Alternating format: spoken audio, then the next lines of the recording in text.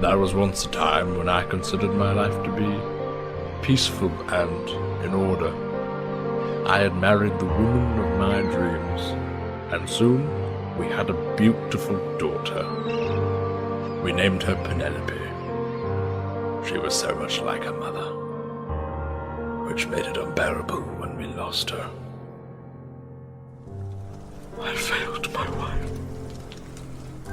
I failed my daughter.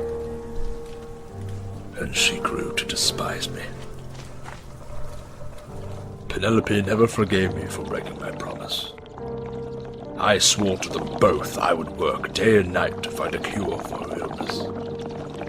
But my research was in vain. With her gone, we couldn't bear to stay in one spot. We often moved in search of new work, in search of closure. Closure we never found. There she became of age. We separated. She stayed in Gilneas, while my assistants, Cindric and I, moved to Lordaeron to work in Capital City. Soon, all contact between us ceased as a result of the Grey Main Wall. Seasons passed, and soon, the once shining capital city of Lordaeron found itself in its darkest hour. Lucius! Cindric, is that? Lucius, we must leave! It's Arthas!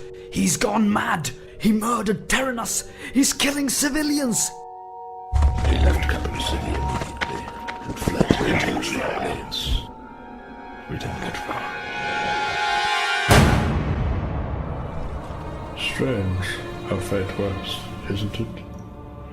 Many moved to Capital City for a fresh start, for a new life. But it was here, like with many others, that I found my new life. It was here where my life began anew. And now, here I stand before the wall that sealed off the homeland of my only family. I started to wonder what would happen when the Forsaken began the onslaught on Gilneas. But then I realized, I don't care what happens. I feel nothing for them.